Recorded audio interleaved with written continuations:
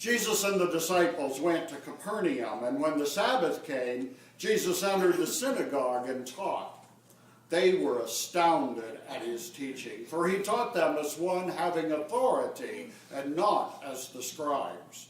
Just then there was in their synagogue a man with an unclean spirit, and he cried out, "What have you to do with us, Jesus of Nazareth? Have you come to destroy us? I know who you are, the Holy One of God." But Jesus rebuked him, saying, "Be silent, and come out of him." And the unclean spirit, convulsing him and crying with a loud voice, came out of him. They were all amazed, and they kept on asking one another, "What is this? A new teaching with authority. He commands even the unclean spirits, and they obey him." At once his fame began to spread throughout the surrounding region of Galilee. Through these words, our God is still speaking. Thanks be to our still speaking God. You may be seated.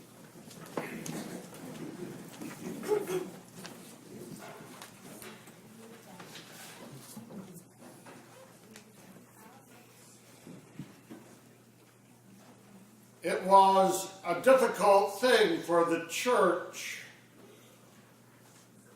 coming out of Jewish background, having been taught that the way to honor God and to be faithful was to obey the teachings, and the Pharisees were very big on that.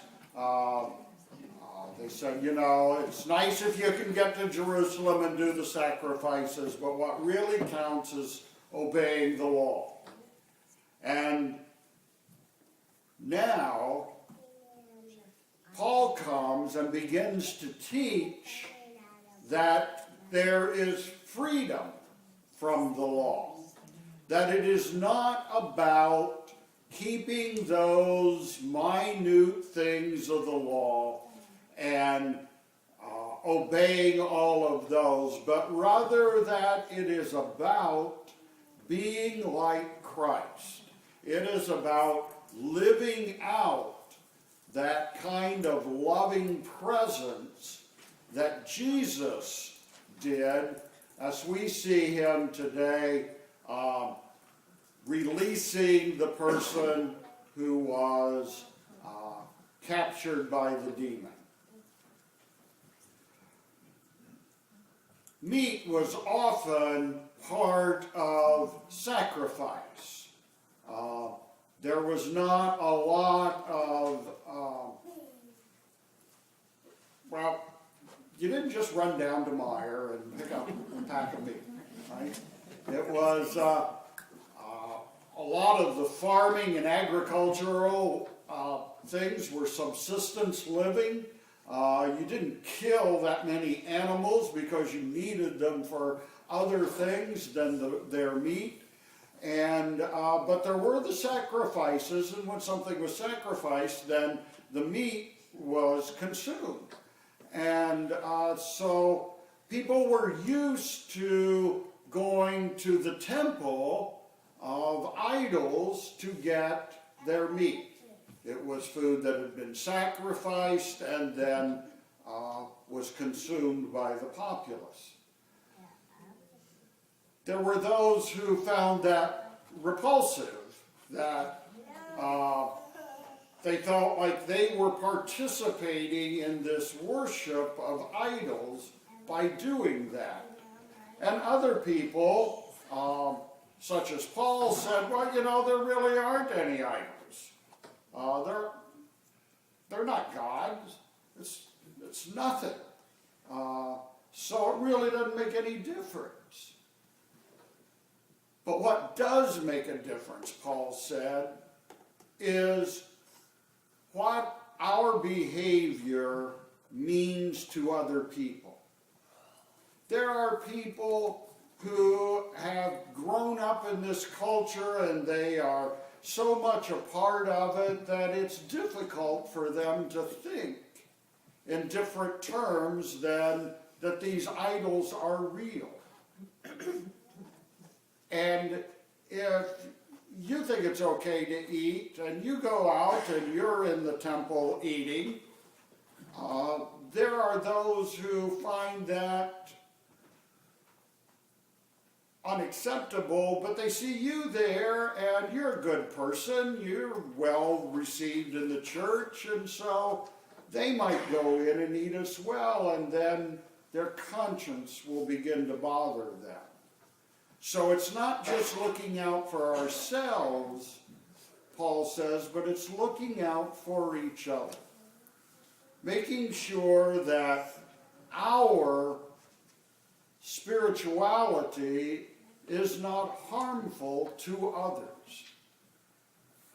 I grew up for most of my childhood in a church that was incredibly strict and had all kinds of rules and things, and it was just, you couldn't hardly get up in the morning without breaking some rule of the church about something. If you hadn't done something, you had thought about it, and that was just as bad, and you were in trouble.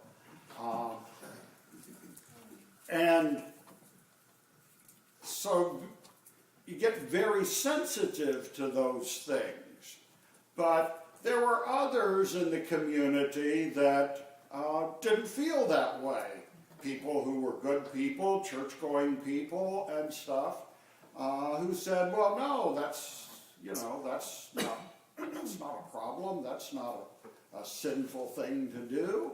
And it created a lot of conflict, trying to grow up and figure out what was going on. But it continues even as adults. We talk about how we try to follow Jesus and what we're doing, and sometimes we give the impression that this is the only way to do things. It's one of the things that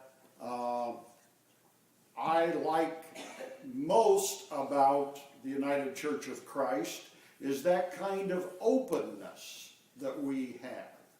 That we try to follow Jesus, but we don't expect everybody to walk in lockstep with us. We don't expect everybody to understand how to live out our lives exactly like we do. We take it seriously and we try to be the best disciples we can, but we don't feel a need to force other people to be just like us. We give people some room. And that's what Paul is talking about. Give people some room. Let people grow into their spirituality and to follow as they need to, and be sensitive to those around you. There are people that may not have your insight, and so be careful around people. Be loving and kind, and watch out for one another. The whole key, as Paul comes to us then, is to say that we need to remember that we are all the body of Christ. And so when we do something that offends or causes another person to stumble and to have problems, we're sinning against Christ. So we need to be careful. We need to watch out for one another. People are precious.